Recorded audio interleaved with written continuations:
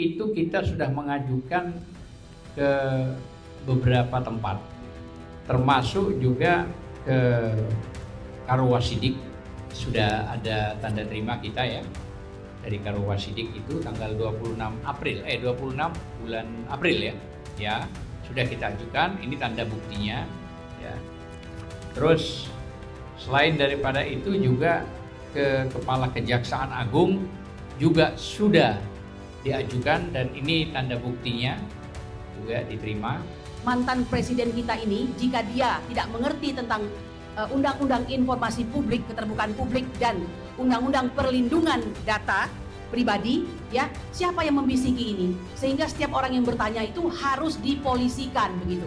Tapi Wapres kita itu mengikuti akun judi online. Bukan hanya satu, saya temukan 3. Kasus Brigadir Joshua Huta Barat yang sebelumnya dirilis oleh Barreskrim Mabes Polri sebagai kasus tembak, ternyata setelah ada reka ulang, otopsi ulang oleh institusi di luar institusi Polri, hasilnya apa? Ternyata pembunuhan polisi oleh polisinya polisi, yakni Ferdi Sambo. Makanya nggak bisa kita diamkan, kita libasnya kayak gini. Sebelumnya saya tidak percaya kasus ini ada yang mendanai. Tapi begitu Ngabalin menyatakan ada duit besar dari kasus ijazah palsu ini, saya jadi yakin dan percaya. Dan dugaan kuat saya yang dapat cuan besar diantaranya adalah Ngabalin. Terima kasih saya sampaikan kepada rekan-rekan media yang sudah memenuhi undangan kami. Sebagaimana undangan yang baru semalam mungkin ya disampaikan. Alhamdulillah pada hari ini, hari Kamis tanggal 5 Juni 2025, kami dari tim advokasi anti kriminalisasi ulama dan aktivis menyelenggarakan konferensi pers, terutama menyikapi rilis yang disampaikan oleh Kabid Humas Polda Metro Jaya berkaitan dengan perkembangan penyelidikan kasus yang berdampak pada klien kami, yang hari ini salah satunya hadir adalah Pak Roy Suryo. Dan alhamdulillah sebelum memulai kami perkenalkan bahwa di tim ini ada sejumlah advokat sekitar 60, tapi hari ini yang hadir bersama kami saya sebutkan di sebelah kiri saya ada Bang Azam Khan.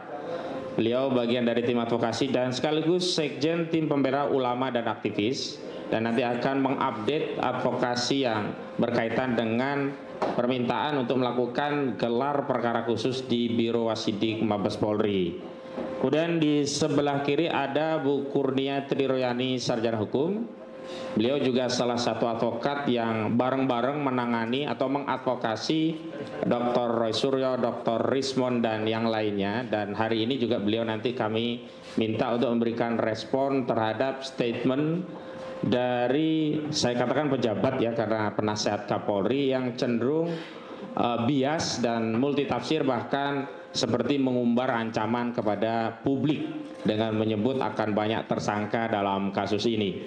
Dan kemudian ada rekan saya Bung Fitran Sahdeli, sarjana hukum, juga bagian dari tim advokasi, dan ada juga dari sejumlah aktivis yang juga hadir bersama kami, ada Bang Rustam Effendi dan yang lainnya.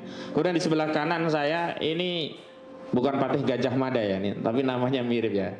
Bang Jahmada Girsang, sarjana hukum. Beliau nanti juga akan menyampaikan pembacaan rilis resmi dari kami tentang sikap kasus ini akan seperti apa, sehingga setidaknya masyarakat mendapatkan dua perspektif. Tidak hanya dari versi Polda Metro Jaya atau Barreskrim Mabes Polri, tapi juga masyarakat bisa mendapatkan informasi versi kami yang kami memang mengalami, melihat ya, dan merasakan langsung karena kami adalah tim advokasi yang mendampingi sejumlah pihak yang diundang oleh Polda Metro Jaya dalam surat undangan klarifikasi. Kemudian ini adalah artis kita, pejuang kita, Pak Roy Suryo Noto Diprojo. Beliau ini ya, aplausnya ya. Kidalang ya, bisa saja kita sebut beliau Kidalang yang dengan sederhana mampu menjelaskan kepada kita apa sih perbedaannya identik dan tidak identik dikaitkan dengan 3 ijazah yang salah satunya milik saudara Joko Widodo, yang kesimpulannya juga tidak identik ya. Makanya nanti kita ingin tahu kalau versi tidak identiknya Kidalang Roy Suryonoto di Projo itu kita jelas, gamblang, mudah paham. Tapi sampai hari ini ya tidak identiknya versi ya Direktur Tindak Pidana Umum Barreskrim Mabes Polri Brigjen Pol Juhandani Rorjopuro, sampai hari ini kita tidak tahu yang dimaksud identik tidak identiknya itu yang seperti apa gitu. Kemudian di sebelah kanan ada ya senior kita ya Bang Medi Juniarto, sarjana hukum, adalah bagian dari tim advokasi juga. Dan Bang Medi ini yang sudah sejak lama juga menyampaikan pandangan bahwa semestinya kasus di Polda ini tidak dilanjutkan atau ditunda, karena harusnya Polda Metro Jaya mematuhi Perma nomor 1 tahun 1956 yang intinya kalau masih bergulir gugatan perdata terkait sengketa hak, yakni hak atas ijazah tadi benar punya Jokowi atau bukan, apakah dia punya hak terhadap isi dari ijazah itu kan sedang dipersengketakan di dua pengadilan sekaligus. Yang pertama Pengadilan Negeri Surakarta, yang kedua di Pengadilan Negeri Sleman. Tapi ya karena logika kekuasaan itu kadang-kadang mengesampingkan ya hukum dan logika nalar sehat kita. Tetapi tetap kita sampaikan bahwa semestinya kasus ini ditunda sampai ada putusan pengadilan yang berkekuatan hukum tetap dari dua perkara perdata, dan mungkin juga akan ada perkara-perkara perdata lainnya. Kemudian yang kita anggap, kita tuakan dan sebagai Dewan Penasihat kita Dr. Ahmad Yani SHMA ya, Bang Yani selaku tuan rumah. Terima kasih Bang Yani sudah menyiapkan kantornya ya, saya and partner, yang hari ini kita bisa menyampaikan rilis pada kesempatan kali ini. Baik, saya mulai. Yang pertama kami ingin tegaskan bahwa dalam konteks penanganan perkara dugaan pidana pencemaran dan fitnah yang dilaporkan oleh Saudara Joko Widodo pada 30 April 2025 sampai hari ini tahapannya baru sebatas klarifikasi. Buktinya adalah klien-klien kami sampai hari ini belum pernah dipanggil oleh polisi sebagai saksi, belum pernah. Yang ada klien kami baru diundang. Jadi bunyi suratnya adalah undangan klarifikasi, bukan panggilan polisi. Sebab kalau mengacu KUHP, prosesnya kan diawali panggilan 1, panggilan kedua, dan seterusnya. Jadi kami tegaskan bahwa hari ini proses yang sedang berjalan di Polda Metro Jaya itu belum jauh kemana-mana, baru klarifikasi. Dan kami sampaikan bahwa klarifikasi yang dimaksud itu pun belum memenuhi kualifikasi. Kenapa? Karena klien kami, terutama di Pak Roy Suryo, Pak Rizwan Hasiolan Sianipar, itu tidak pernah dijelaskan oleh penyidik peristiwa apakah yang disebutkan dalam undangan klarifikasi di 26 Maret 2025 sebagai dasar Saudara Joko Widodo membuat laporan polisi di Polda Metro Jaya. Makanya menjadi punya hak konstitusional, bahkan kewajiban hukum bagi klien kami Pak Roy dan Pak Rismon dan yang lainnya untuk tidak menjawab peristiwa yang tidak diketahui, dilihat dan dialami sendiri. Karena kalau kita dipanggil untuk dimintai keterangan sebagai saksi itu kan harus sesuai dengan apa yang dimaksud dalam ketentuan pasal 1 angka 26 KUHP atau Kitab Undang-Undang Hukum Acara Pidana, bahwa saksi itu adalah orang yang melihat, mendengar dan mengalami sendiri sebuah peristiwa sehingga dia bisa menerangkan peristiwa itu kepada penyidik. Itu yang pertama. Yang kedua, kami juga harus tegaskan ada dua peristiwa hukum yang berbeda. Tidak boleh dikait-kaitkan. Ini berjalan masing-masing. Yang pertama adalah peristiwa DUMAS atau aduan masyarakat yang disampaikan oleh tim pembela ulama dan aktivis di 6 Desember 2024. Yang kemudian ditingkatkan menjadi laporan informasi yang ditindaklanjuti dengan sejumlah undangan klarifikasi juga. Jadi klarifikasi DUMAS di Barreskrim Mabes Polri itu berkaitan dengan adanya aduan dari tim pembela ulama dan aktivis yang ditandatangani oleh Profesor Dr. Egy Sujana SH MSI, juga sejumlah anggota yang lainnya, misalkan Pak Rizal Fadila juga ikut ya, kemudian Pak Azam Khan selaku sekjen dan yang lainnya. Bahkan aktivis juga ikut mendampingi, Pak Rustam Effendi juga kan. Nah, itu adalah kasus atau peristiwa yang berbeda dengan kasus yang dilaporkan oleh Saudara Joko Widodo. kasus di Barreskrim Mabes Polri adalah Dumas yang sebenarnya keinginan kawan-kawan TPUA saat itu langsung menjadi LP pro justisia. Tapi di 6 Desember LP ini tidak diterbitkan dan laporan dari tim pembela ulama dan aktivis hanya diarsip di Dumas.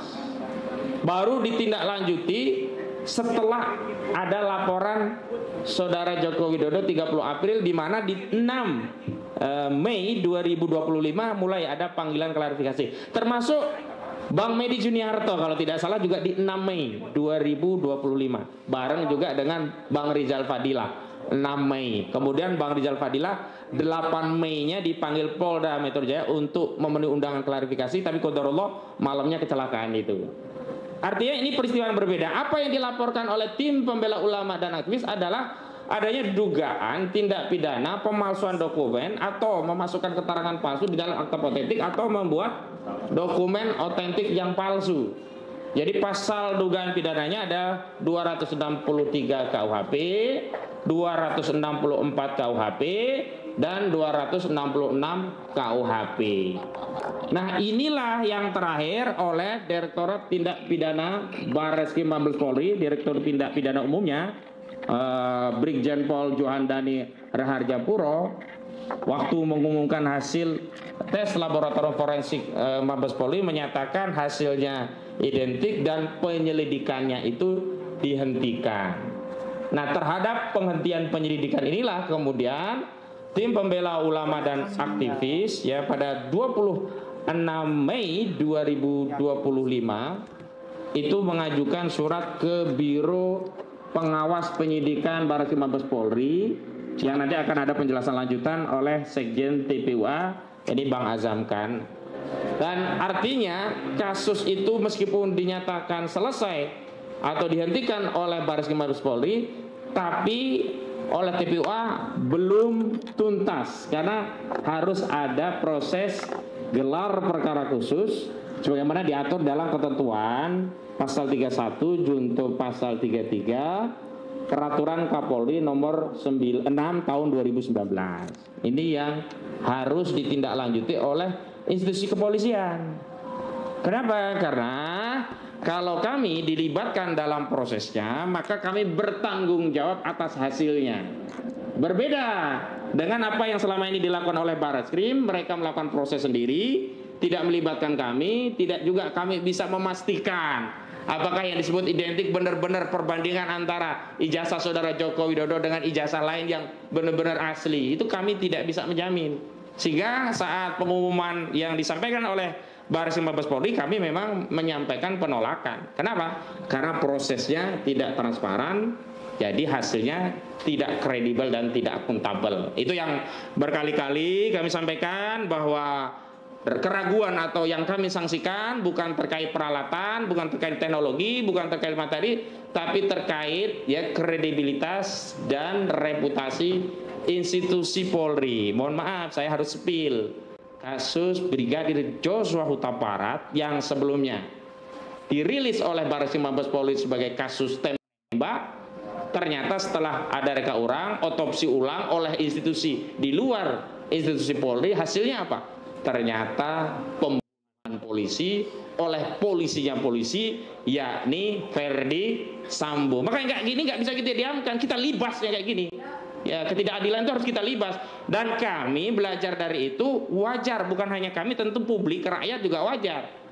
Jika ingin ada transparansi, akuntabilitas dari prosesnya, sehingga kredibilitas dari hasil penyelidikan Barreskrim Mabes Polri itu bisa dipertanggungjawabkan, bukan hanya oleh Barreskrim, juga kita ikut bertanggung jawab. Hari ini kami tegaskan, kami menyatakan tidak ikut bertanggung jawab karena prosesnya tidak pernah dilibatkan. Yang kedua, kasus di Polda Metro Jaya adalah kasus yang dilaporkan oleh Saudara Joko Widodo atau lengkapnya IRHTT Joko Widodo di 30 April 2025, di mana Saudara Joko Widodo menurut keterangan Kabid Humas saat berada di daerah Karet, Kuningan, Jakarta Selatan 26 Maret 2025 mengaku melihat sejumlah video, ya kalau kayak kita scroll gitulah ya. Kok ini ada mungkin ya, kok ada omongan yang saya nggak nyaman. Nah, itu yang kemudian dikumpulkan 24 video dan dibuat laporan polisi. Itu yang tidak pernah muncul saat pemeriksaan klien-klien kami memenuhi undangan klarifikasi. Karena tidak pernah dijawab peristiwa 26 Maret itu peristiwa apa. Tidak pernah disebutkan. Kita mendapat peristiwa itu, keterangan bahwa itu peristiwanya adalah saat saudara Joko Widodo ada di daerah Karet Kuningan, Jakarta Selatan. Itu ketika ada rilis dari Kabid Humas, Kabid Humas Polda Metro Jaya, ya, Kombes Pol Ade Arisam Indardi. Jadi nggak keliru kalau kita bertanya, kenapa? Karena dimintai klarifikasi, peristiwanya tidak jelas begitu. Nah, ini yang kemudian diduga kalau laporannya adalah penghinaan dan pencemaran. Makanya kami selalu tegaskan kalau pasalnya penghinaan dan pencemaran terkait saudara Joko Widodo merasa dihinakan sehina-hinanya, direndahkan serendah-rendahnya, maka yang relevan pasalnya adalah 310 KUHP tentang pencemaran, 311 KUHP tentang fitnah, dan okelah masuk Undang-Undang ITE 27A Undang-Undang ITE tentang menyerang kehormatan melalui sarana elektronik. Tapi di undangan klarifikasi itu muncul pasal-pasal selundupan, ya, pasal 35 ya dijuntukan dengan ancaman pidananya, dan pasal 32 dijuntukan dengan ancaman pidananya.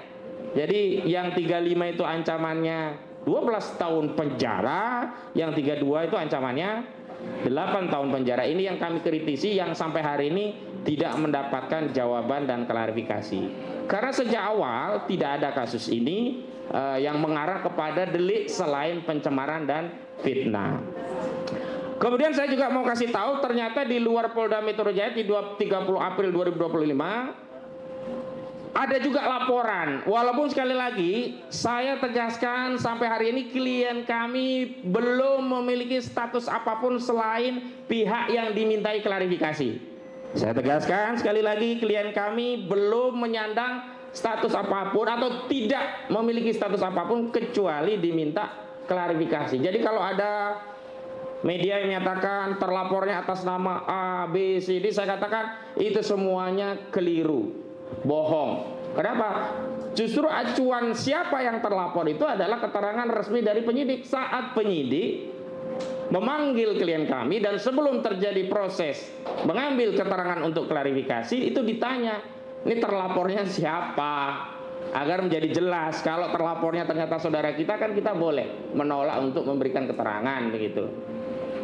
Ternyata terlapornya disebutkan baru dalam tahap penyelidikan. Ya, jadi nggak jelas.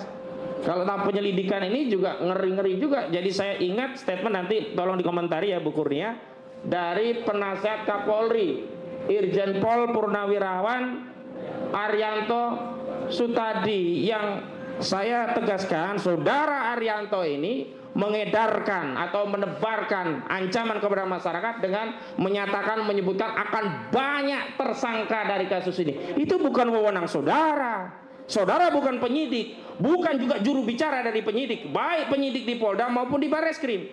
Sehingga sebaiknya sebagai penasihat Kapolri, saudara menasihati Kapolri, bukan mengedar tudingan kepada masyarakat, mengedarkan kecemasan kepada masyarakat seolah-olah siapapun yang terlibat dalam pro kontra ijazah palsu saudara Jokowi, hati-hati bisa jadi tersangka.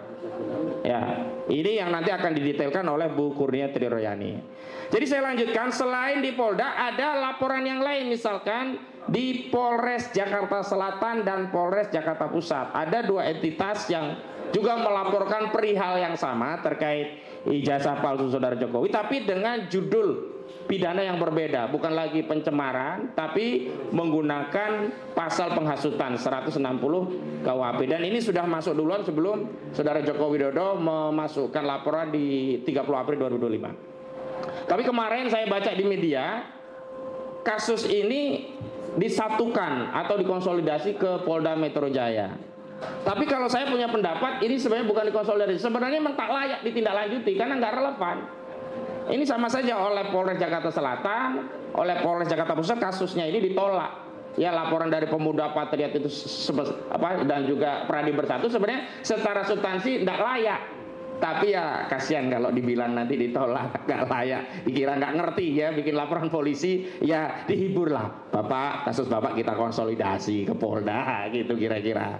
Ya nggak apa-apa lah. Tapi saya ingin menegaskan, kasus ini sudah masuk pada proses yang masuk kategori lex spesialis, dan dalam asas hukum dikenal kaidah lex spesialis derojat lex generalis. Lex spesialisnya adalah delik aduan saudara Joko Widodo yang menyatakan dirinya direndahkan serendah-rendahnya dan merasa dihina sehina-hinanya, maka pasal yang spesialis punya legal konstitusional untuk menyelidiki perkara ini hanya pasal 310 KUHP, 311 KUHP, kalau ITE-nya hanya 27A Undang-Undang ITE. Maka dengan demikian seluruh laporan yang berkaitan dengan ijazah palsu, yang berkaitan dengan tuduhan apapun termasuk tuduhan pengasuhan itu tidak bernilai. Karena itu delik publik, delik umum. Nggak mungkin juga nanti karena kewenangan pengadilan berbeda nanti sidang, misalnya Saudara Joko Widodo baru diadili sebagai saksi korban di Pengadilan Negeri Jakarta Selatan karena Polda Metro Jaya ada di Jakarta Selatan. Besoknya dipanggil hakim Pengadilan Negeri Jakarta Pusat berdasarkan laporan dari Polres Jakarta Pusat. Kan ini membingungkan gitu loh. Kasihan Pak Jokowi nya nanti dipanggil-panggil terus gitu loh. Diperiksa dari peradilan sini, peradilan yang lain. Fokus saja ya, saya minta penyidik fokus karena sudah ada lex spesialis, yakni saudara Jokowi, dan memang delik aduan yang berwenang untuk mengadukan komplain terhadap wibawanya, marwahnya tercederai hanyalah korban. Jadi nggak ada urusan itu dengan Peradi Bersatu, nggak ada urusan itu dengan apa satunya Patriot Nusantara, nggak ada urusan itu dengan apa yang mengatakan dirinya Reco, Proco, apalagi Reco dan yang lainnya. Itu soulmate ya, itu nggak punya nilai. Makanya ini hanya punya nilai apa, bikin gaduh di masyarakat saja. Dia bukan Jokowi, dia bukan kuasa hukum Jokowi, dia tidak punya wewenang bertindak untuk dan atas nama Jokowi. Apa dasarnya dia bikin laporan polisi? Kecuali apa? Bikin gaduh. Ya, itu saya tegaskan, bikin gaduh gitu. Kalau dibalik itu ada cuan ya, tanyakan kepada mereka. Sebelumnya saya tidak percaya kasus ini ada yang mendanai. Tapi begitu Ngabalin menyatakan ada duit besar dari kasus ijazah palsu ini, saya jadi yakin dan percaya. Dan dugaan kuat saya yang dapat cuan besar diantaranya adalah Ngabalin. Jadi jangan tuduh-tuduh kita. Karena sebelumnya Ngabalin nggak pernah ngomong. Nah sekarang kenapa dia ngomong? Tanya itu, dapat duit nggak kamu Ngabalin? Nah, ya jangan buruk muka cermin dibelah, ya kan? Buruk muka tambal saja muka kamu sendiri ya. Jangan belah-belah cermin orang. Baik. Itu pengantar dari saya. Baik, untuk menyingkat maka kita akan coba masuk ke substansi. Tapi sekali lagi saya ingin tegaskan, apa yang terjadi di Barreskrim berbeda dengan apa yang di Polda. Maka bukti-bukti proses yang ada di Barreskrim tidak bisa dianalisa dan digunakan untuk memproses laporan saudara Joko Widodo. Karena dua institusi ini menyatakan hal yang sama.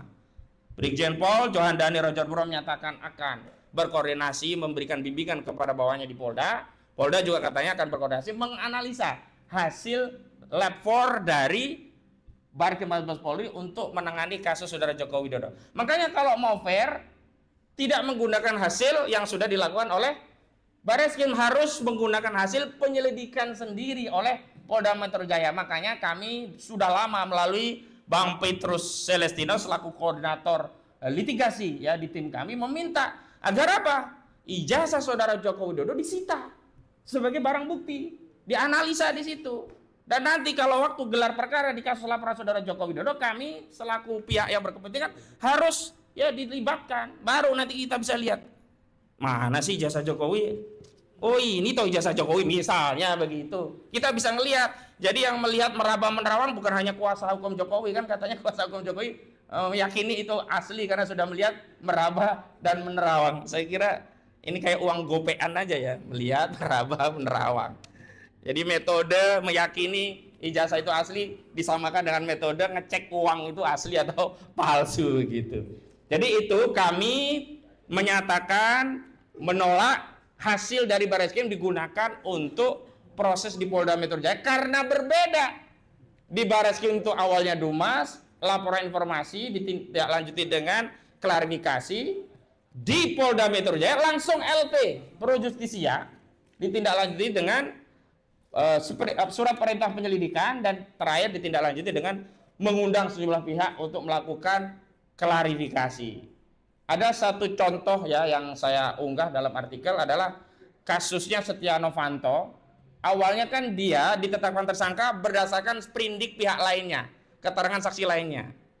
Nggak bisa, karena apa? Kasus orang itu ya satu-satu, nggak bisa. Berkas satunya dipakai berkas orang lain, nggak bisa. Akhirnya kan saat itu diperadilankan dan batal. Terus diterbitkan sprindik baru. Saya tidak mau menyatakan nanti akan kami pra-peradilan, itu hal yang lain. Tapi sebenarnya kita seluruh rakyat pengen transparansi, pengen segera masalah ini selesai. Jenuh ngomongin ijazah palsu terus terang. Gak dapat duit kita ini. Jangan dibilang ngabelin kita ini proyek-proyek. Kalau ngabalin dugaan kuat saya dapat ya duit ya. Iya. Tapi kita ingin jawaban, dan sebenarnya saya dalam sebuah rilis media kami sampaikan bahwa kalau secara objektif ini kan diserahkan secara hukum, tapi secara subjektif sebenarnya Saudara Joko Widodo bisa mengambil sikap subjektif dengan bersikap negarawan, perwira, kesatria, menunjukkan ijazahnya selesai. Tapi kalau ternyata ijazahnya memang bermasalah, ya saya pun dalam posisi itu takut menunjukkan ijazah itu. Baik, itu saja dari saya. Selanjutnya yang kedua, kita akan bacakan dulu rilis resmi dari kami. Nanti rilis ini akan kami edarkan media, boleh dikutip seluruhnya atau sebagian, dan pembacanya akan disampaikan oleh Bang Jahmada Girsang. Kepada Bang Jahmada Girsang dipersilakan. Terima kasih rekan.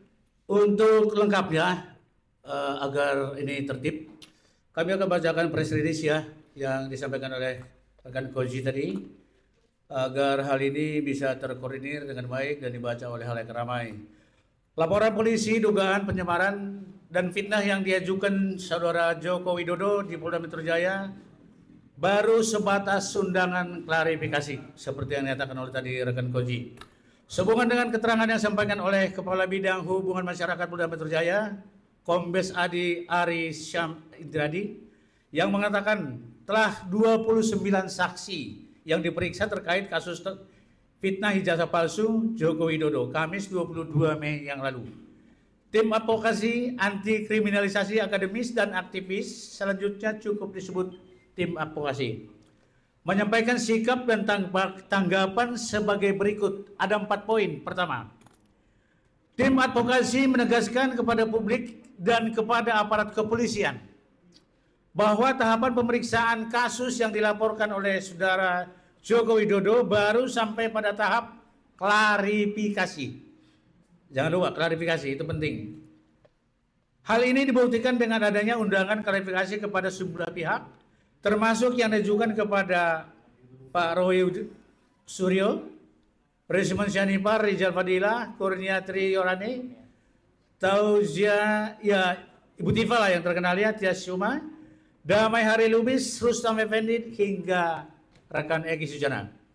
Sampai saat ini belum ada satu pun panggilan polisi yang ditujukan kepada sejumlah pihak, khususnya kepada pihak-pihak yang telah dilakukan klarifikasi tersebut melalui undangan klarifikasi yang diterbitkan oleh Polda Metro Jaya. Maksudnya belum ada panggilan kelanjutan.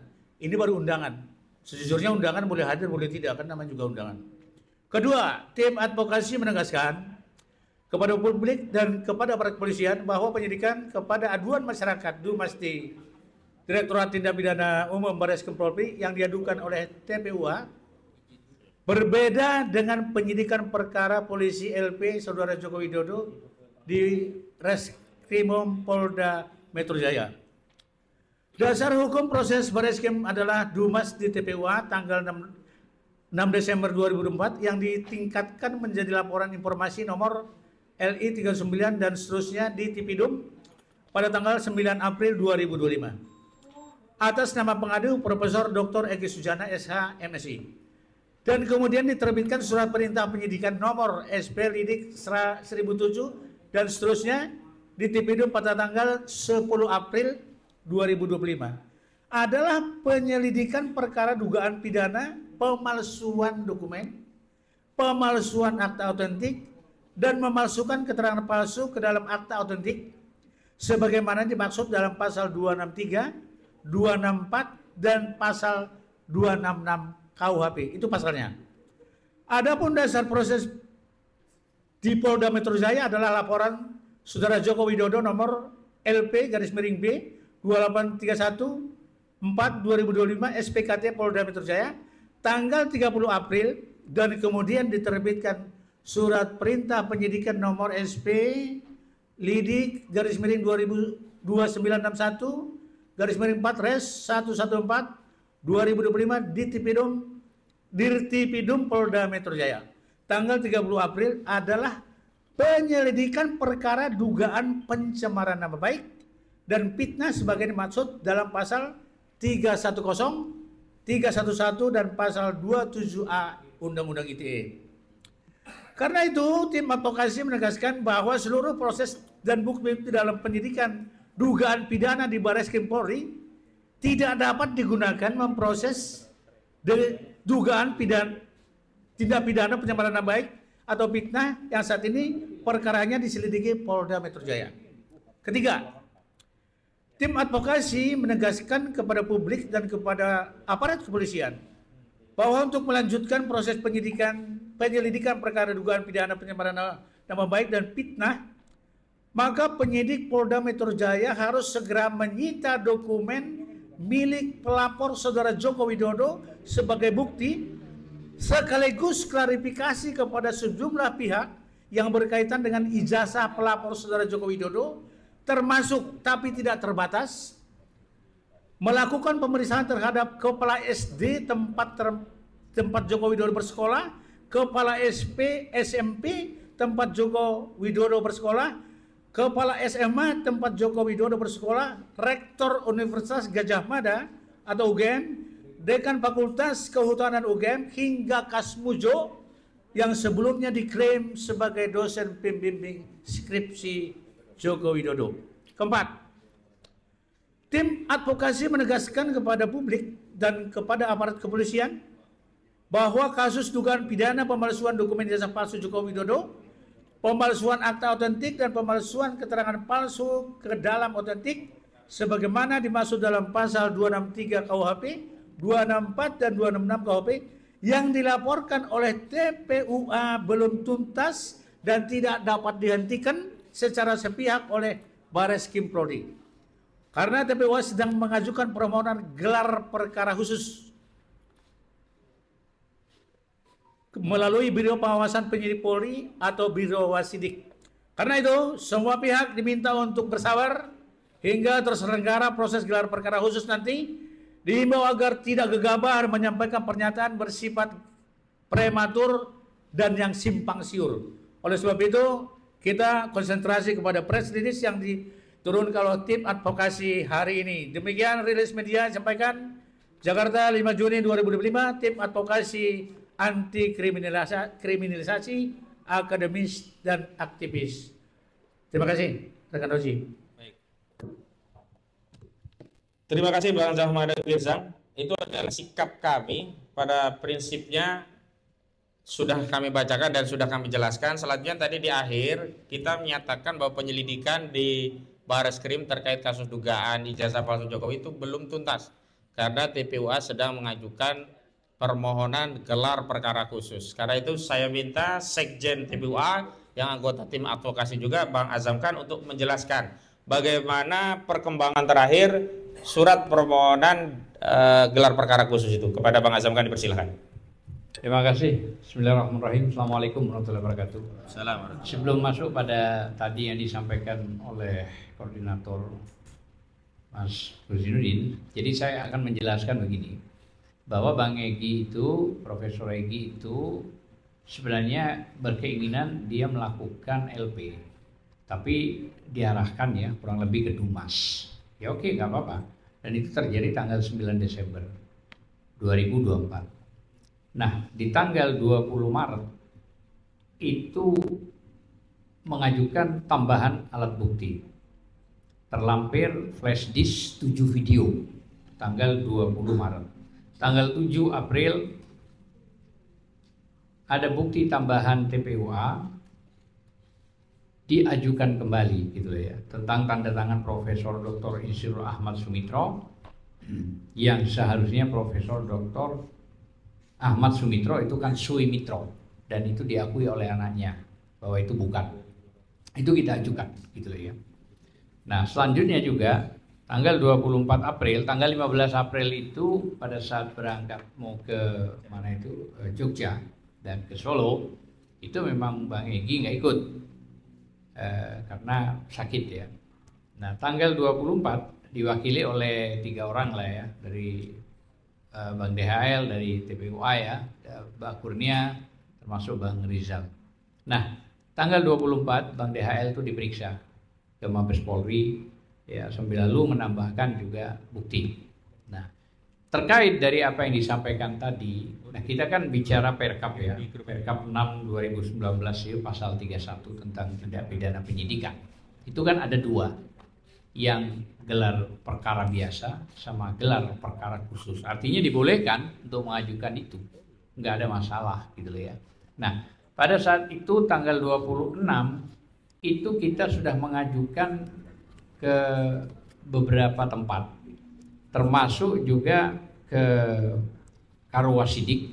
Sudah ada tanda terima kita ya dari Karowasidik itu tanggal 26 bulan April ya sudah kita ajukan, ini tanda buktinya ya. Terus selain daripada itu juga ke Kepala Kejaksaan Agung juga sudah diajukan dan ini tanda buktinya juga diterima ya. Terus yang ketiga ini ada tim ulama permohonan gelar perkara. Ini kan menyangkut soal masalah gelar perkara khusus ya. Nah, karena keterkaitan proses apa yang diajukan Prof. Egy ini 6 bulan belum dapat LP, tahu-tahu dihentikan. Ya kan? Karena dihentikan maka ini kan nggak fair gitu loh. Artinya kenapa sih kok dihentikan, ini orang mau diproses masih berjalan gitu loh ya. Nah, itulah masalahnya. Makanya TPUA ini dengan tim gabungan mengajukan untuk gelar perkara khusus karena memang diatur di Perkap itu ya, tadi yang saya sebut itu pasal 316 2019 itu gitu loh ya. Kan ada 2 tadi yang saya sebut. Salah satunya khusus gitu loh ya. Nah, ini juga sudah dapat kita juga tanda terima dari Komisi Kepolisian Nasional, Kompolnas ya, sudah juga dapat tanda terimanya gitu ya. Dan termasuk juga ini sudah kita dapat dari Kabareskrimnya ya, sudah dapat juga, dan dari Kapolri dan Wakapolri sudah juga dapat sudah kita masukkan semua itu ya, termasuk kepada Presiden juga ya diajukan ya, sudah dikirim semuanya. Nah, artinya sudah clear. Hanya kita di sini minta ada audensi. Nah, audensi ini yang kita ajukan ke Irwasum. Nah, ini juga tanggalnya 26 Mei juga diajukannya ya. Nah, ini kita pengaduan dan permohonan audensi dan kita sudah dapat juga suratnya. Tapi kan di sana yang menentukan kapan audensi itu. Artinya kalau dari tim kita ya, tim kriminalisasi juga menyesuaikan. Ya, itu yang bisa saya sampaikan, bahwa pentingnya proses ini karena apapun alasannya jangan sampai ada kriminalisasi dalam konteks ini. Kita harus fair. Artinya fair di sini jangan hukum dikuasai sepihak dengan pesanan sepihak, ya kan? Terus rakyat menjadi korban kriminalisasi. Padahal ini kan logikanya sangat sederhana. Tunjukkan aja selesai kok soal ini, gitu loh ya. Panggil aja ahli-ahli forensik, panggil aja ahli digital, panggil aja ahli telematika dan apapun, dikumpulkan supaya terbuka aja. Cuma urusan sederhana kok. Kenapa sih harus begini gitu loh. Nah, tapi ya sudah, karena ini berjalan ya apapun. Tadi juga sempat disinggung oleh koordinator Ahmad Gosinuddin, jangan sampai juga menakut-nakuti rakyat. Banyak yang mau jadi tersangka itu nggak boleh begitu. Apalagi ini yang pernah dilihat di salah satu stasiun televisi, salah satu lawyer menunjukkan bergol, itu sudah tidak pada tempatnya. Dan itu kan pengancaman, itu nggak boleh begitu. Jadi secara etika itu sudah ngawur sudah itu. Dan itu menunjukkan arogansi yang seolah-olah dia itu hebat, padahal justru itulah menelanjangi dirinya sendiri. Yang bisa megang borgol itu adalah penyidik, itulah ya. Dan mungkin kejaksaan juga bisa melakukan itu. Selain dari itu nggak ada. Seorang advokat itu dituntut dalam sumpahnya pasal 4 itu harus objektif, baik, itulah ya. Tidak boleh melakukan hal-hal yang model begitu. Mungkin ini yang bisa saya sampaikan. Terima kasih. Assalamualaikum warahmatullahi wabarakatuh. Waalaikumsalam warahmatullahi wabarakatuh. Dan kami perlu ya merespon karena apa yang dilakukan oleh penasihat Kapolri, Irjen Pol Purnawirawan Arianto Sutadi ini sudah beberapa kali di sebelah media, agar pertama publik menjadi tentram, nggak ada ya orang jadi tersangka kalau nggak salah, dan mendiskusikan masalah kasus ijazah palsu ini bukan kejahatan. Pro kontra itu biasa, jangan semua dipaksa pro atau dipaksa kontra. Biarkan rakyat yang menilai apakah mereka yakin ijazahnya palsu atau tidak. Dan sebenarnya kalau ingin membangun keyakinan berdasarkan bukti, itu tinggal tunjukkan. Kalau narasi ya memang masyarakat tidak mudah untuk mempercayai narasi. Saya kasih ilustrasi demikian ya. Kita tidak mungkin sampai ke puncak gunung melewati rute pendakian yang sudah terbukti gagal. Maksud saya adalah kalau kita ingin meyakinkan publik ijazah itu asli, maka kita tidak boleh menempuh rute untuk meyakinkan publik dengan pola, cara, atau mekanisme yang terbukti sudah gagal. Apa itu? Untuk membuktikan ijazah Jokowi asli dengan cara mempidanakan orang. Ini sudah terbukti kasus Bambang Tri dan Gus Nur, itu kan dipidana. Harapannya kan publik menjadi yakin, oh ijazah Jokowi kan asli. Apa buktinya? Gus Nur, Bambang Tri di penjara. Kan nggak nyambung dan nggak bisa memberi keyakinan. Maka hari ini jangan mengambil rute itu untuk kedua kalinya, itu udah gagal. Dan dari dulu rute yang kita sediakan, yang rutenya itu nggak capek, nggak perlu mendaki, nggak perlu melibatkan polisi, nggak perlu melibatkan UGM, nggak perlu melibatkan relawan, nggak perlu melibatkan kuasa hukum, nggak perlu melibatkan media, bahkan tidak perlu butuh penelitian Pak Roy Suryo dan yang lainnya begitu, dengan menunjukkan. Ini rute yang paling sederhana kalau ingin membuktikan ijazah itu asli. Jangan capek-capek naik ke puncak gunung seperti kasus Bambang Tri, akan gagal. Begitu. Dan saya minta Bu Kurnia Triani untuk memberikan paparan secara konstitusional, secara hukum, bagaimana sikap kita, warga negara, dan terutama pejabat publik dalam mensikapi kasus ini. Dan tentu saja kita tidak boleh offset ya, melanggar batas-batas kewenangan dari institusi yang sebenarnya sudah punya tugas dan tanggung jawab masing-masing. Mengumumkan ada tersangka atau tidak itu urusannya polisi, dalam hal ini Polda Metro Jaya. Nggak ada urusannya dengan penasihat Kapolri. Justru penasihat Kapolri harus menasihati Kapolri, bukan bikin gaduh di tengah masyarakat. Baik, Bu Kurnia, silakan Bu. Bismillahirrahmanirrahim. Assalamualaikum warahmatullahi wabarakatuh. Bersyukur kita ya bahwa pada hari ini kembali Allah memberikan kesempatan bagi kita untuk terus menegakkan kebenaran dan keadilan, dan salah satunya pada acara ini untuk memberikan klarifikasi. Saya kebagian untuk menanggapi dengan gestur ya daripada penasehat Polri, yaitu Bapak Arianto Sutadi, benar namanya sebegitu ya. Saya ingin mengatakan begini sebagai permulaan ya, bahwa dalam azas fiksi hukum semua orang itu dianggap mengetahui keberadaan dan keberlakuan hukum. Tidak peduli apakah dia tamatan UGM atau tidak, ataukah dia hanya tamat SD, SMP, dan SMA. Tapi semua orang dianggap mengetahui hukum.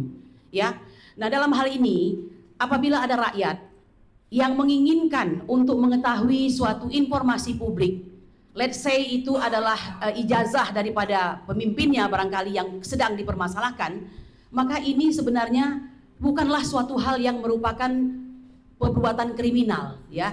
Ini adalah hak konstitusi. Dua undang-undang, yaitu undang-undang tentang keterbukaan informasi publik serta perlindungan data pribadi, tidak ada satupun dalam kedua undang-undang tersebut yang memberikan dasar hukum bagi seorang pejabat publik untuk mengkriminalisasi rakyat yang mempertanyakan hal tersebut. Ya, patut ini digaris bawahi.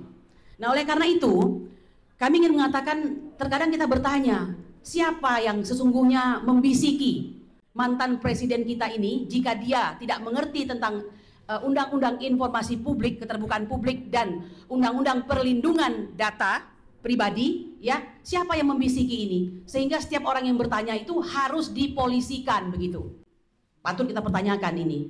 Nah, mengenai Bapak Arianto Sutadi ini, memang kalau kita tonton ya acara debat, kemudian diskusi di televisi, ini apa yang beliau sampaikan ini menyakiti hati rakyat.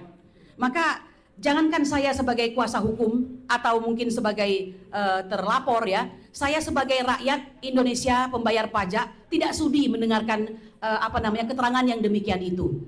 Ya, mengapa? Karena beliau dalam salah satu acara itu menggunakan kata-kata ini adalah pertarungan antara dua kelompok. Yang satu adalah pembenci Joko Widodo, yang satunya lagi bersimpati kepada Joko Widodo. Pemilihan diksi ini saja sudah menunjukkan ada disparitas, diskriminasi, keberpihakan, dan menurut saya itu jahat sekali ya. Nah, sekarang saya balik. Bagaimana kalau saya katakan ke Bapak ya, bahwa kata-kata yang menyatakan bahwa ini adalah merupakan perseteruan antara dua kelompok, saya tambahkan ini ya, yaitu orang yang membenci kezoliman Jokowi, yang satunya lagi saya tambahkan kelompok yang bersimpati pada kezoliman Jokowi. Enak nggak didengar? Enggak kan?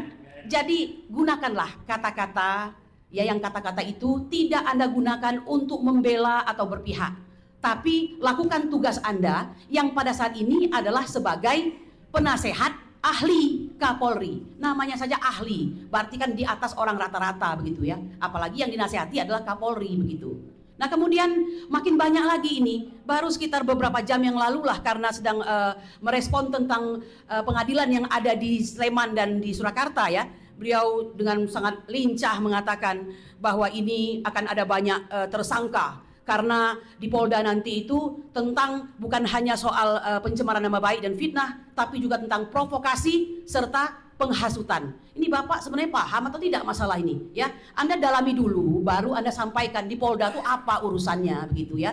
Jangan kebencian Anda kepada suatu kaum itu membuat Anda ngawur dalam memberikan informasi kepada masyarakat Indonesia. Apalagi kapasitas Anda adalah sebagai staf ahli Kapolri ya. Bapak Ibu sekalian, narasi yang paling sering kita dengarkan lagi, kelompok-kelompok yang dia sebut dengan pembenci Jokowi itu adalah kelompok yang dia sebut dengan HTI, FPI, gerombolan sakit hati karena kalah pilpres dan sebagainya. Ayolah Pak, ya jangan Anda gunakan kata-kata tersebut, karena itu akan semakin mendowngrade Anda yang sudah pada level ahli tadi begitu. Ya, ini yang perlu saya sampaikan. Akan tetapi Bapak Ibu sekalian, saya tidak bisa berharap banyak. Ya, jadi mohon maaf kalau kami akhirnya berpendapat bahwa pernyataan Bapak Arianto Sutadi sebagai staf ahli Kapolri itu tidak lepas kaitannya dan harus dipahami bahwa beliau ini sebagai purnawirawan Pati ya, perwira tinggi Polri yang juga duduk sebagai pimpinan Polri. Ya, tentu saja ya, barangkali beliau berpihak kepada kepentingan Polri saat ini. Jadi jangan sampai kami akan berprasangka dan praduga buruk bahwa kita tahu Polri hari ini adalah Kapolri yang terlama menjabat posisinya, dan beliau itu siapa, nanti saya jadi salah lagi ngomongnya ini ya. Tetapi itu adalah fakta di masyarakat yang tidak bisa dibantah, tapi mungkin tidak banyak orang mampu mengatakannya. Nah, jadi kami tahu bahwa beliau tidak akan dalam hal ini ya, melihat dari beberapa statementnya di media massa, akan membela atau adil dalam hal ini. Nah, oleh karena itu fungsi daripada klarifikasi hari ini saya kira banyak gunanya ya, untuk Bapak Arianto Sutadi membenah diri agar besok kalau tampil lagi di televisi, tampillah sebagai bayangkari negara ya, bukan bayangkari seseorang. Saya kira demikian ya. Jadi begitu Bang Ahmad Kosinudin yang bisa saya sampaikan ya. Nah, sekali lagi saya ingin menyampaikan bahwa sudah selayaknya presiden, mantan presiden, yaitu orang yang sesungguhnya adalah orang yang bukan orang biasa ya. Beliau itu tetap dalam hidupnya akan terus menyandang orang yang luar biasa. Apa buktinya bahwa beliau orang luar biasa? Setelah beliau tidak lagi menjabat sebagai presiden, bukankah beliau berhak mendapat gaji yang disebut dengan pensiunnya itu ya? Nah, itu menunjukkan bahwa dia tidak biasa, dia adalah pensiunan presiden begitu. Dan beliau bukankah mendapatkan hadiah dari negara berupa rumah yang di Colomadu itu yang nilainya hampir 100 miliar dan sebagainya.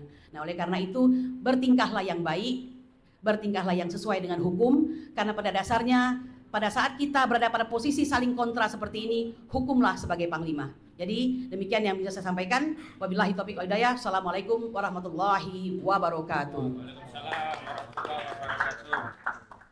Baik, terakhir sebelum nanti kami buka termin tanya jawab, karena ada salah satu pihak yang diklarifikasi hadir, yang beliau ini klien kami, Pak Roy Suryonoto di Projo, dan itu kami mohonkan beliau untuk menyampaikan mungkin pandangan. Terima kasih karena selama ini ternyata masyarakat membersamai perjuangan beliau. Silakan Pak Roy. Ya. Terima kasih. Bismillahirrahmanirrahim. Assalamualaikum warahmatullahi wabarakatuh.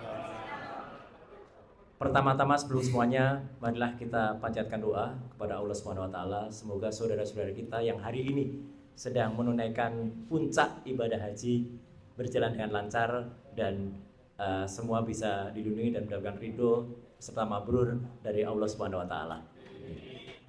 Terima kasih sebelumnya kepada Saibul Bait kita ya, Pak Ahmad Yani. Kemudian ini di samping saya ini Pak Med ini benar-benar kalau ini membersamai, karena ketika saya dilakukan periksa, beliaulah yang membersamai saya dan hebat sekali memegang rekor kecepatan ya. Gara-gara beliau ini saya cepat sekali. Pak Jamada, terima kasih atas penguatannya. Tentu kepada sahabat kita, saudara kita Bang Ahmad Kosinuddin selaku koordinator tim non litigasi bersama dengan Pak Petrus Celestinus selaku koordinator tim litigasi. Pak Asam Khan, sekjen kita, ini juga luar biasa dalam melakukan advokasi, dan tentu saja saudari saya, ya, Ibu Kurnia Tridayani yang bersama-sama dengan kita semua dan semua teman-teman yang lain, termasuk yang paling ujung korlap kita, Pak Rustam. Baik, saya sebenarnya tidak perlu untuk menambahkan apa yang tadi disampaikan. Yang disampaikan oleh kawan-kawan lawyer ini luar biasa. Ya, jadi ini sudah ahlinya hukum dibandingkan hukum gitu ya gitu. Jadi saya tidak akan menambahkan sedikit pun ya. Saya setuju dan sepakat semuanya karena ini adalah kesepakatan kita bersama untuk melawan kezoliman yang ada. Jadi artinya kalau tadi Ibu Kurnia Tridayani menyampaikan sebenarnya ini ada dua kelompok yang membela orang yang zolim dengan kelompok yang mengutamakan kejujuran. Setuju tidak? Setuju. Nah, itu aja yang dipakai. Jadi kalau mau diadu domba, tapi sebenarnya kita tidak mau diadu domba. Baik oleh Pak Arianto ya, sayang banget ya, beliau itu bintang 2 kepolisian tapi statementnya kayak gitu, atau yang berlagak menjadi polisi kemarin. Ya gitu, Baba Borgol. Ya gitu. Tapi nggak usah lah ditanggapi kayak gitu ya. Itu membakin semakin besar nanti kepalanya ya. Ngabalin juga. Nanti sore kebetulan saya mungkin akan diadu sama Ngabalin ya di Kompas ya. Jadi saya akan sampaikan kepada dia apa yang sebenarnya malah justru dia yang dapat. Jadi sekali lagi teman-teman semua, tidak ada hal yang lain yang ingin saya sampaikan selain apa? Ucapan terima kasih saya ya, wabil khusus saya kepada seluruh masyarakat yang sudah memberikan dukungan, support, moral dan semuanya atas ini ya, dan juga terhadap tentu saja kepada kawan-kawan lawyer ini, dan juga kepada mak-mak, ibu-ibu yang terus tanpa lelah, tanpa henti dan tanpa ada yang mendanai.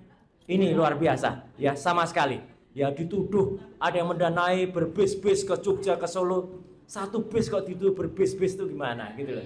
Nggak ada yang mendanai sama sekali, menginap sendiri, urunan sendiri ya. Jadi saya kira itu Pak Kosinuddin, saya 99% kalau istilah saya sangat sepakat dengan kegiatan dan isi press conference hari ini. Kalau istilahnya Bang Respon 11.000 triliun gitu ya, setuju dengan acara hari ini. Jadi itu saja yang saya sampaikan, dan mohon izin juga saya bukan spill, tapi karena ada sedikit tindakan yang sangat tidak pantas dilakukan ya oleh wapres kita. Saya izin untuk mulai hari ini juga menyuarakan bahwa saya sangat mendukung juga upaya pemakzulan yang dilakukan oleh Purnawirawan, bukan karena fufafa yang itu terbukti, tapi wapres kita itu mengikuti akun judul judi online. Bukan hanya satu, saya temukan 3 akun judul. Jadi dari 640, ini silakan di-quote, 640 yang dia follow, jadi dia tuh hanya memfollow 640, 3 diantaranya akun judi online. Mau Setwapres sudah menyatakan tidak tahu kalau itu ganti judi atau enggak. Kalaupun tidak ganti judi, awalnya adalah permainan game online. Dia posisinya mengikuti itu semenjak Desember tahun 2022. Sudah saya periksa. Dan itu artinya dia sudah jadi pejabat publik. Dia sudah jadi wali kota, mengikuti akun game.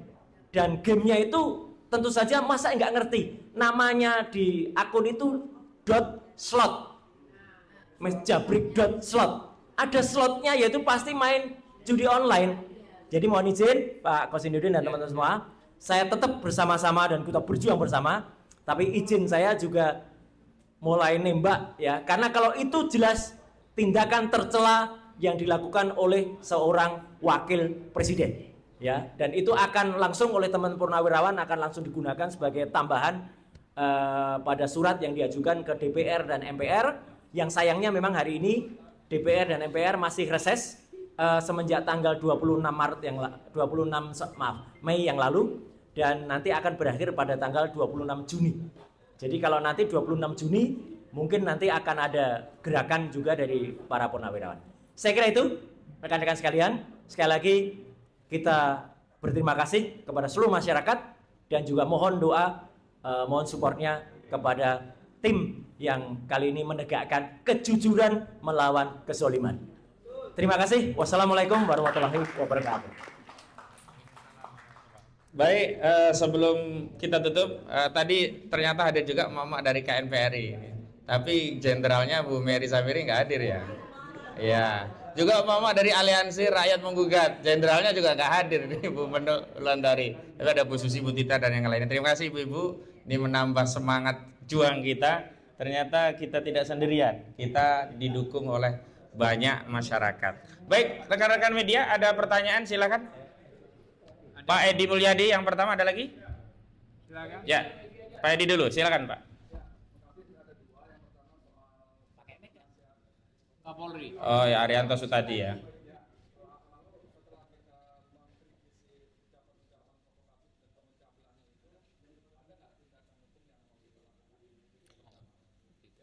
Yang kedua. Memfollow akun judul itu sebagai tindakan tercela, tercelanya di mana? Monggo, silakan. Baik, ya saya satu saja, nanti Pak Roy ya yang katanya. Semangatnya, kenapa kami kompres dan menyampaikan itu, dan saya minta juga Bu Kurnia menyampaikan nasihat atau kritik kepada Pak Arianto tadi, itu semangatnya adalah amar ma'ruf nahi mungkar, mengingatkan.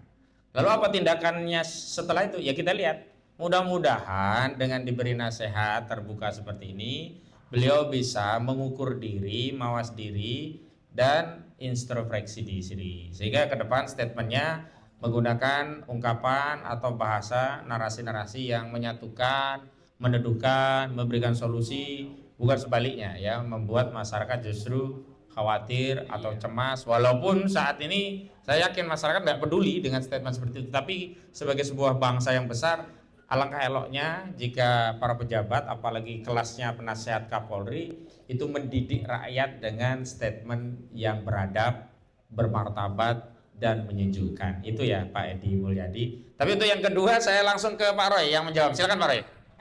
Ya. Baik, terima kasih. Jadi Bapak dan Ibu, saya jawabnya singkat saja. Siapa orang Indonesia yang menolak kalau bermain judi itu tidak melanggar hukum? Iya kan? Atau tidak tercela gitu. Atau jadi jelas bermain judi mau offline mau online itu adalah melanggar hukum. Saya mohon maaf bukan pemerhati hukum, mungkin ada pasalnya apa, judi itu pasal berapa. Yang jelas apa? Dia memfollow akun Instagram resmi dia, Gibran Rakabuming, itu memfollow akun judi online. Dan artinya dengan memfollow Instagram akun judi online, dia harus sadar bahwa yang di follow itu adalah pelanggaran hukum. Jelas sudah. Pelanggaran hukum adalah tindakan tercela, apalagi dilakukan oleh orang yang dipercaya menjadi orang nomor 2 di Indonesia. Jadi terima kasih Pak Jamada. Setidaknya orang judi online itu melanggar pasal 303 KUHP dan melanggar pasal mengatur tentang perjudian yang dapat diancam dengan pidana penjara paling lama 10 bulan dan atau denda. Seberapa bulan pun ya, itu adalah pelanggaran yang dilakukan oleh pejabat negara. Dan tidak hanya satu akun Instagram yang di-follow tentang judi. Kemarin yang terungkap baru 1. Saya sudah membedah semalam 3 yang di-follow oleh dia. Jadi kalau semua orang dianggap mengerti hukum, apalagi seorang wakil presiden, dia harus lebih mengerti hukum. Dan ini sudah dijawab oleh Sekretariat Wapres. Katanya tidak tahu kalau itu akun judi online. Karena sudah berubah, itu tadinya game online. Come on, game online itu namanya tidak ada slotnya. Kalau ada slotnya, itu jelas. Dan dia sudah, saya ulangi sekali lagi, dia sudah mengikuti akun itu semenjak bulan Desember tahun 2022. Hari ini memang sudah di-unfollow. Tapi masih ada 1 yang lupa, dia belum unfollow hari ini. Ya. Setelah ini mungkin ya. Setelah ini mungkin dia. Jadi sekali lagi itu, Pak Edi, saya tidak terima kasih Pak Jamada tadi sudah diinfokan. Tapi saya kira pasalnya bukan hanya itulah, ya. Karena pasal untuk pemakzulan itu ada ya, pasal 7 atau apa itu yang nanti akan. Dan ini sekaligus support kita, gantian kita support kepada senior-senior kita di Purnawirawan TNI, Forum Komunikasi Purnawirawan, agar ini menjadi hal. Jadi kalau kemarin dikatakan, oh itu kan sudah lewat, yang MK 90 sudah lewat, FUFAFA juga sudah lewat. Lah ini baru dilakukan dia, jadi existing dia ketika menjadi wali kota dan setelah menjadi wakil presiden. Terima kasih. Assalamualaikum warahmatullahi wabarakatuh. Jadi kalau untuk pasalnya Bang Edi itu terkenal, ada geng Sambo dulu kan konsorsium 303 itu judi begitu. Dan memang di pasal 7A Undang-Undang Dasar 1945 sebagai salah satu syarat pemakzulan presiden dan wakil presiden itu diatur tentang perbuatan tercela. Ya kita lihat nanti DPR MPR seperti apa. Kita dukung purnawirawan prajurit TNI yang sudah menyatakan 8 poin sikap, yang salah satunya adalah agar Saudara Gibran Rakabuming Raka dimakzulkan. Ada lagi yang lain? Ada? Yang lain? Ya, Ibu, silakan Bu. Enggak, satu lagi. Siapa? Oh, ya, silakan.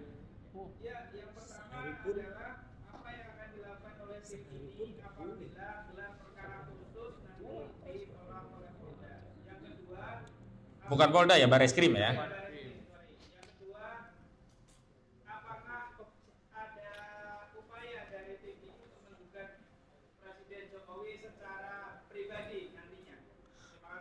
Baik, oke. Yang pertama memang untuk dapat dilakukan gelar perkara khusus itu harus atas perintah atasan penyidik. Dalam hal ini pengawas penyidik, yakni Biro Pengawas Penyidik Bareskrim Mabes Polri. Dan karena itulah kami meminta agar dilakukan gelar perkara khusus. Tapi bagaimana kalau tidak dilakukan? Nah, jalan yang mungkin kami tempuh diantaranya opsinya adalah menggugat secara perdata perbuatan melawan hukum sejumlah pihak, baik Bareskrim, baik Biro Wasidik, Kapolri, termasuk Joko Widodo, termasuk UGM, termasuk Dekan Fakultas Kehutanan UGM, termasuk Pak Kasbujo, agar kita kalau nggak bisa digelar perkara di Mabes Polri, kita gelar perkara di pengadilan negeri. Setuju? Ya, itu sekaligus menjawab pertanyaan kedua. Oke ya, cukup demikian. Terima kasih atas atensinya. Kurang lebihnya mohon maaf. Wassalamualaikum warahmatullahi wabarakatuh.